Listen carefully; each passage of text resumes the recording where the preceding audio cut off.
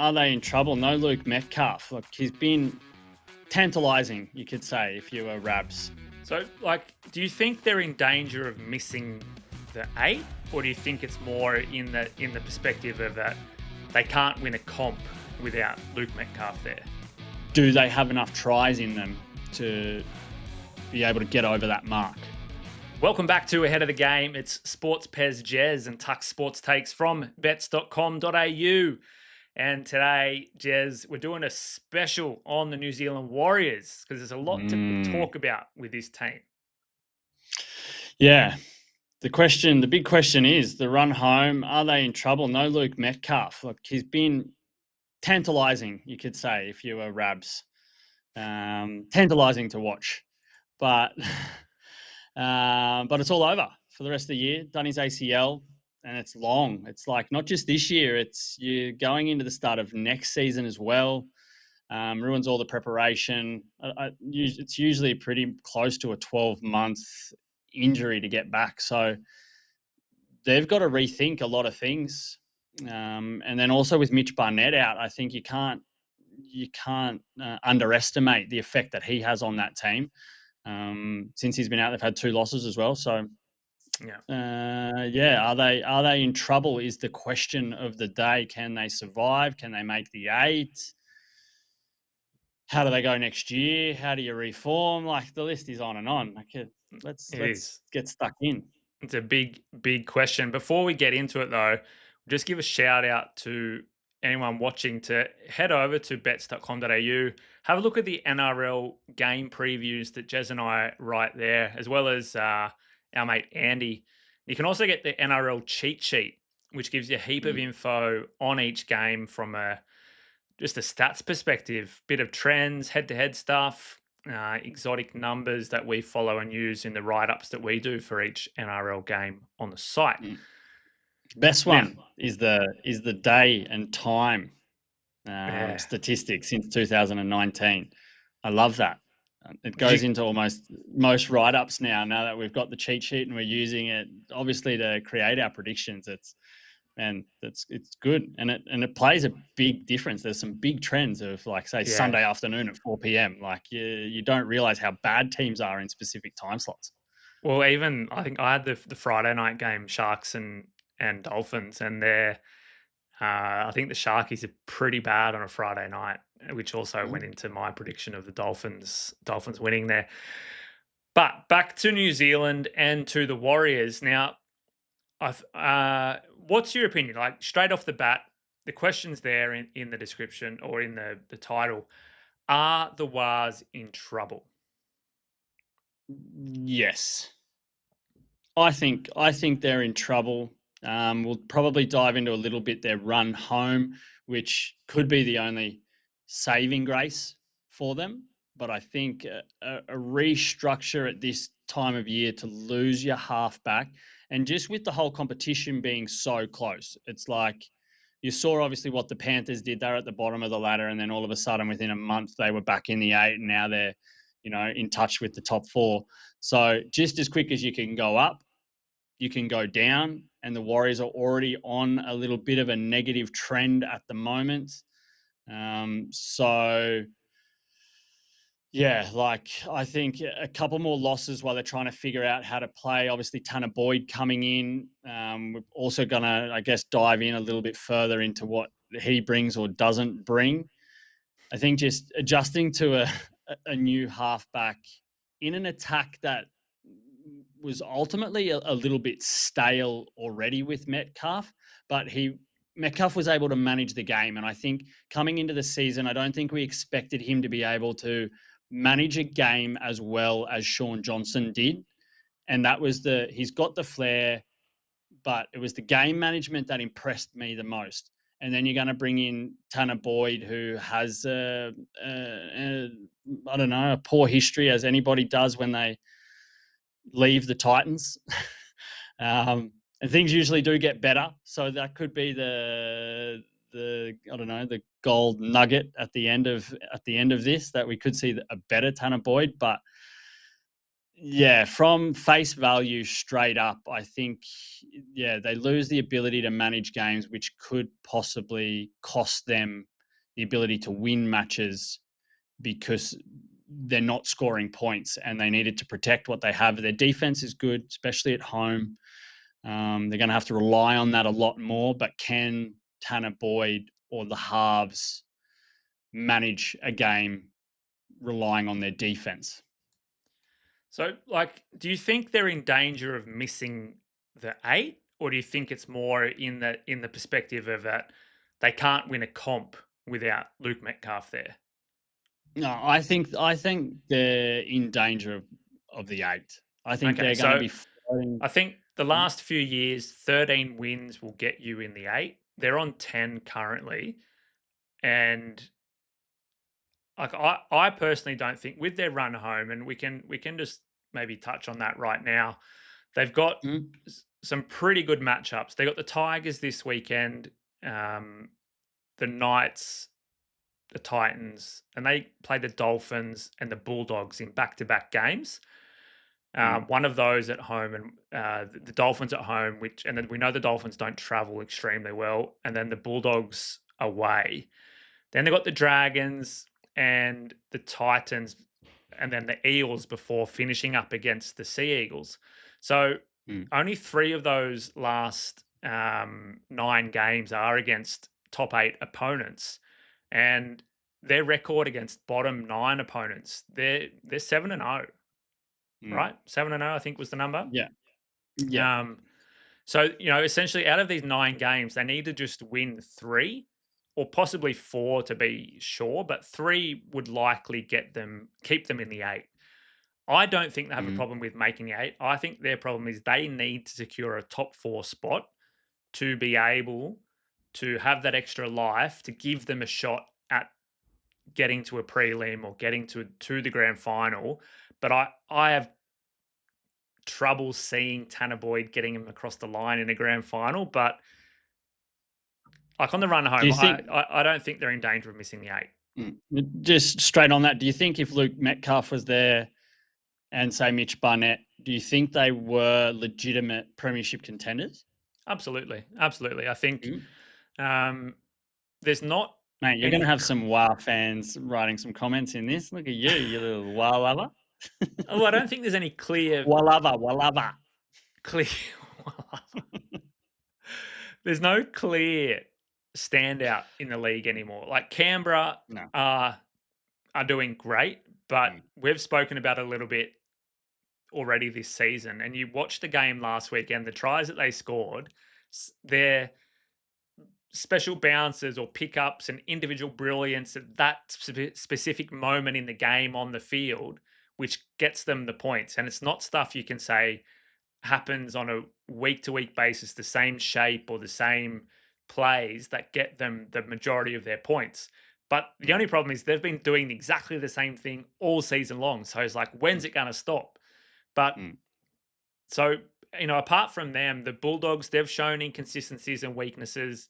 The Melbourne Storm, their defense isn't what it used to be. And the Warriors are right in that spot there. Penrith, there's no team where you can say, hey, these are the standout performers in every aspect of the game, and they're going to win the comp. I think Yeah. it's more of a battle of who makes the prelims, and then on grand final day, it's anybody's game.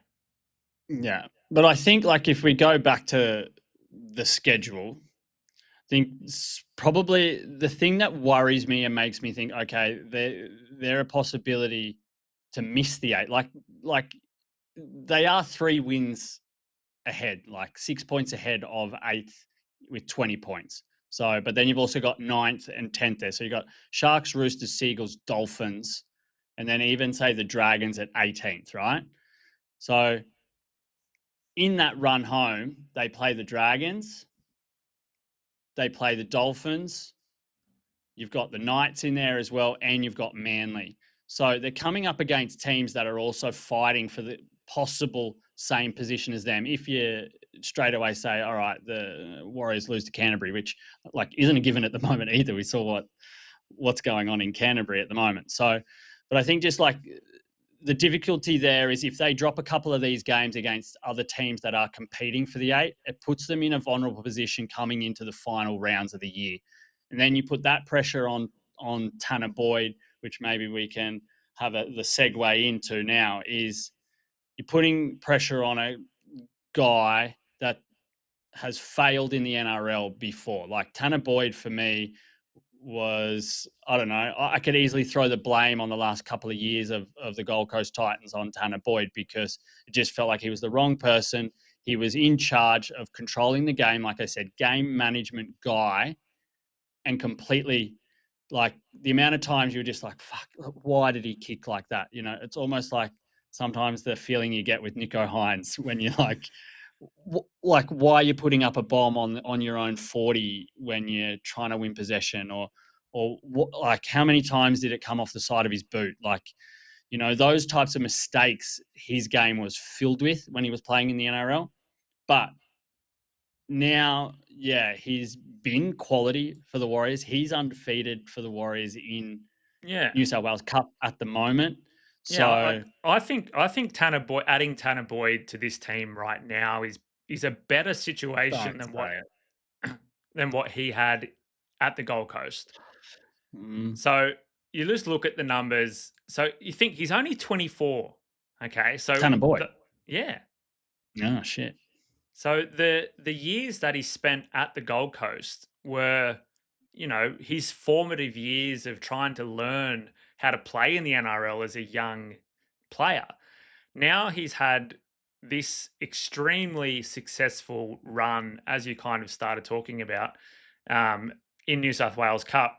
They're undefeated when he plays. Um, they're leading the comp. He's scored 137 points with an 80.5% goal kicking rate, 16 try assists, a kicking game which averaging 300 kick Not the meters a same game, dude. 9 tackle breaks. He runs the ball, and you think, okay, injuries have taken their toll because it's Mitch Barnett, it's Metcalf, and currently Nickel Klukstad, but you're getting Tua Picky in as well. And at Mm, the start of the season, you didn't want to let him go because he was so good. You didn't want to get him out of the team for the Warriors. mm. Um, you got otherwise a pretty strong group of players that can continue to play well, and it's just a matter of slotting Tanah Boyd into this spot now as a bit more of a mature player, and the confidence that he would have coming out of New South Wales Cup with the success that they've had there. Yeah, I don't know. I'm really hard sold on him. Obviously, coming from the Gold Coast and seeing how poor he was, but I don't know. We saw an interesting post on social media about halfbacks from the Gold Coast, I guess, where now every halfback in the top 4 came through the Gold Coast at some stage. So good things are apparently happening to halfbacks that leave the Gold Coast, but it's like, it's hard to see that Tanah Boyd's going to be that guy. I just, like I said, like, it's his game management that worries me. And then does he have the flair? Like, we're talking about, all right, Metcalf as the be all or end all, or the bone breaker for the Warriors. But I still feel that, like, he was a little bit, when it comes to their attack's been pretty stale, like, with him. So does Tanah Boyd give them more of a playmaker? Like I don't think so. I think Metcalf has more flair. Um, but we were looking at some interesting stats of where they rank New Zealand ranked 15th in line breaks. So that's one of those key stats that we use a lot on our like predictions and stuff when comparing teams, of how good they are, at creating chances and moving up the field. But then when the Warriors even get into the 20 meters, they're not able to score. They need to build pressure to score tries. I'm just trying to bring it up. They're also ranked 15th in what we call efficiency inside 20 meters. So it's obviously not a clear stat. It's where you're comparing just clean tries to tackles inside 20. Obviously, there's tries that happen inside 20, but it's a good way to rank a team's attacking prowess. And like if they were struggling with Metcalf to score tries when they're inside their 20, they're going to struggle even more now. Plus, I don't feel that he's got the ability that Metcalf had to be able to create the amount of pressure that they needed to score tries to win games. Getting sort of a little bit nerdy here, but that's certainly like that's where I just see that it all falls down. They're not their defense might be good, hold their opponents at home. I know that it was like 17, but it's probably around just over the 20 mark. Do they have enough tries in them to be able to get over that mark with Tanah Boyd? Yeah, I agree that that's where it's going to be make it or break it for Mm, the Warriors. Whether he can create enough for them to score points. You look at the first in 3 of the first 5 games, the Warriors didn't this season. They didn't score over 14 points. In 5 of the last 7, they haven't scored more than 18 points. So their attack has already been faltering with Metcalf in some aspects, and mm, you can't maybe then say it's all to do with that player, because if it's over so many weeks and so many different opponents, so many different game situations, then there's probably more at play. But I think you also then have Chanel Harris Tavita, you have Tamari Martin coming off the bench. So there are other options to be able to mm, use the ball and change a game plan.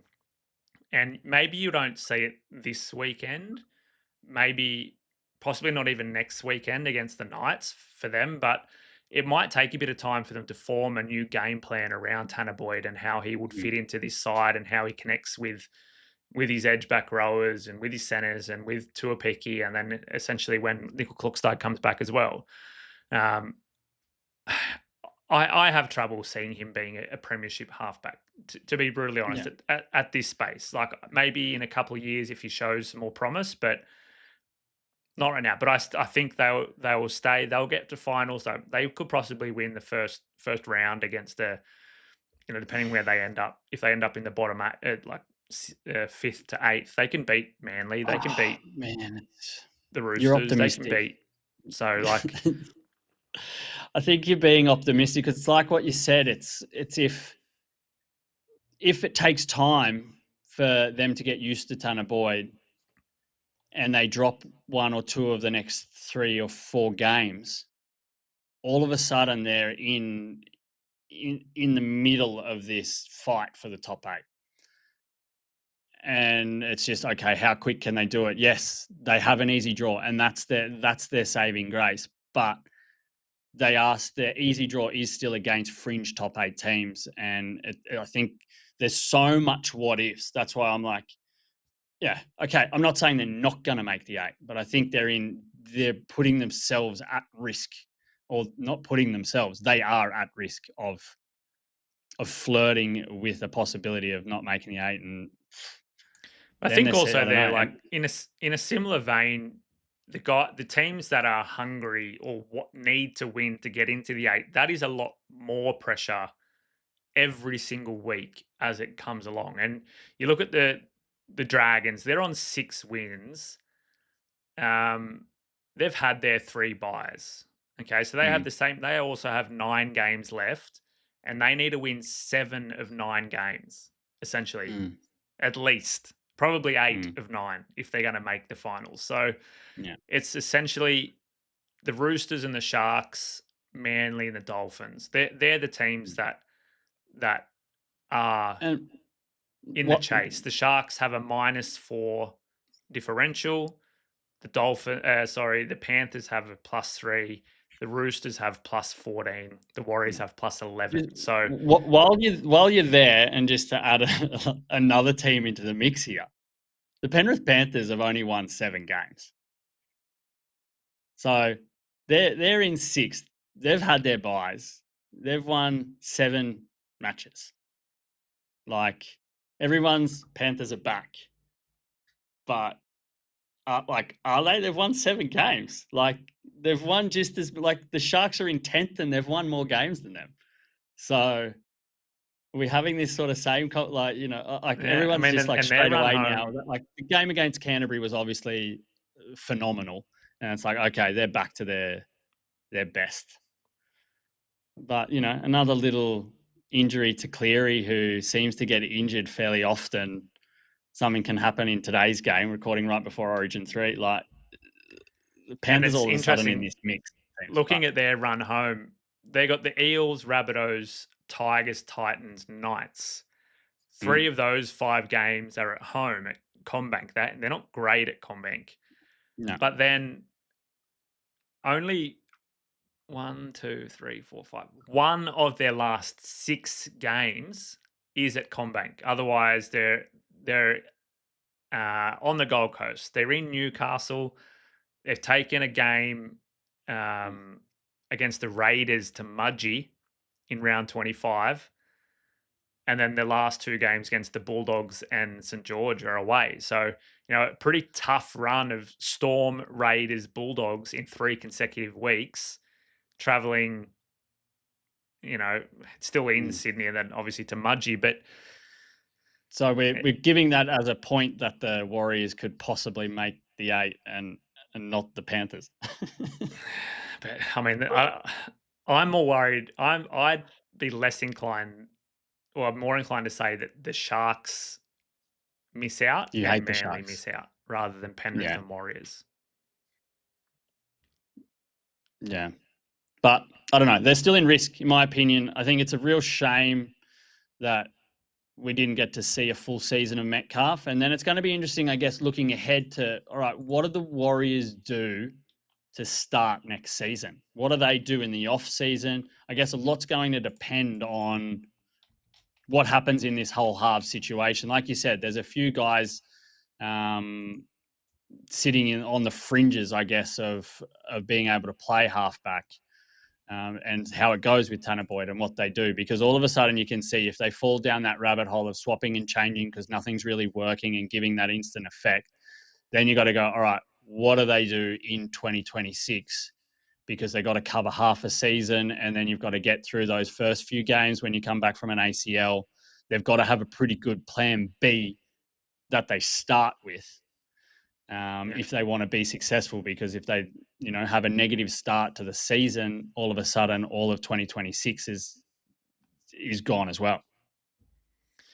And they don't have anyone else on their roster. They got 29 players on the roster, what I can see now. Their halves are Metcalf, Harris Tavita, Tanah Boyd, and Tamari Martin. Mm. Um, you could put Nickel Clockstart into 6. You could possibly put Tuivasa-Sheck or Tuapiki, maybe. Mm. Wade Egan or at a very long stretch, Aaron Clark, but Mm. y- you're It's a not, stretch. yeah, like there's not a great deal of coverage Mm. if Tanah Boyd fails. You'd have to sign another player to back Mm. up for the start of next Because I year. think both of the guys behind them had their chances. Like they've had their chance to take a role in the halves and haven't. Like it's been okay, Yeah, but it's not going to win you a premiership or make you finish in the top 4. yeah, So, but it's hard. How do you get got to get a halfback to move to New Zealand? Why there's 2 new teams coming into the comp over the next 2 years that are going to have a heap of cash to throw at any half that wants to move to the other side of Australia. Right. yeah. So it's interesting. I think they're in a pickle. I'm going to take the bold statement and say that they're in trouble and miss the 8 if I have to make a call.